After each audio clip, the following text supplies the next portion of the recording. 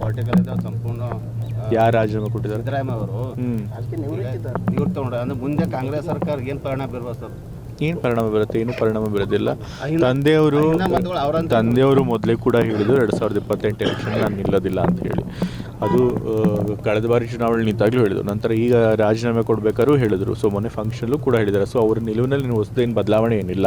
So ಆದರೆ ಅವ್ರು ಏನು ಹೇಳಿದ್ದಾರೆ, ನಾನು ಚುನಾವಣಾ ರಾಜಕೀಯದಲ್ಲಿ ಇಲ್ಲದೆ ಹೋದರೂ ಕೂಡ ಸಕ್ರಿಯ ರಾಜಕಾರಣದಲ್ಲಿ ಇರ್ತೇನೆ, ಕಾಂಗ್ರೆಸ್ ಪರವಾಗಿ ಪ್ರಚಾರ ಮಾಡ್ತಾನೆ, ಮತ್ತು ಯಾರು ಸಮಾಜದಲ್ಲಿ ದನಿ ಇರಲ್ಲ ಅಂಥವ್ರ ಪರವಾಗಿ ದನಿಯಾಗಿ ಕೆಲಸ ಮಾಡ್ತೀನಿ ಅಂತ ಹೇಳಿದ್ರು.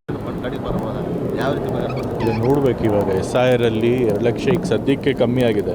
ಬಟ್ ಅವ್ರದ್ದೆಲ್ಲ ಹೆಸರು ಡ್ರಾಫ್ಟ್ ರೋಲಲ್ಲಿ ಬರುತ್ತೆ. ಅದರೊಂದು ನಿಜವಾಗ್ಲೂ ಜೆನ್ಯೂನ್ ಆಗಿ ಎಷ್ಟು ಜನ ಕೈ ಬಿಟ್ಟಿದ್ದಾರೆ ಗೊತ್ತಿಲ್ಲ.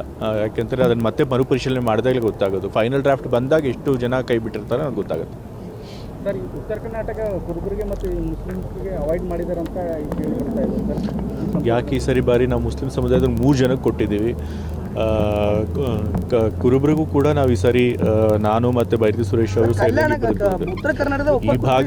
ಈ ಭಾಗದಲ್ಲಿ ಸಚಿವ ಸ್ಥಾನ ಸಿಗದೆ ಇರ್ಬೋದು. ಬಟ್ ನಮ್ಮಲ್ಲಿ ಪ್ರಾತಿನಿಧ್ಯ ಕೊಡೋಕೆ ಬೇಕಾದ ಸ್ಥಾನಮಾನಗಳಿವೆ, ಇನ್ನೂ ಬೇಕಾದಷ್ಟು ಸ್ಥಾನಮಾನಗಳಿವೆ ನಮ್ಮ ಪಕ್ಷದಲ್ಲಿ ಪ್ರಾತಿನಿಧ್ಯ ಕೊಡೋಕ್ಕೆ. ಸೊ ಎಲ್ಲನೂ ಕೂಡ ಇನ್ನೂ ಸ್ಥಾನಮಾನಗಳಿವೆ. ಸೊ ಅದ್ರಗೆಲ್ಲ ನಾವು ಪ್ರಾತಿನಿಧ್ಯ ಕೊಡ್ತೇವೆ. ಇರೋದು 34 ಸಚಿವ ಸ್ಥಾನಗಳಲ್ಲಿ. ಅಲ್ಲಿ ಎಲ್ಲ ನೀವು ಸಮುದಾಯದ ಪ್ರಾತಿನಿಧ್ಯನೂ ಕೊಡಬೇಕು, ಪ್ರಾದೇಶಿಕ ಪ್ರಾತಿನಿಧ್ಯನೂ ಕೊಡಬೇಕು, ಹೊಸ ಮುಖಗಳನ್ನು ಸೇರಿಸಬೇಕು.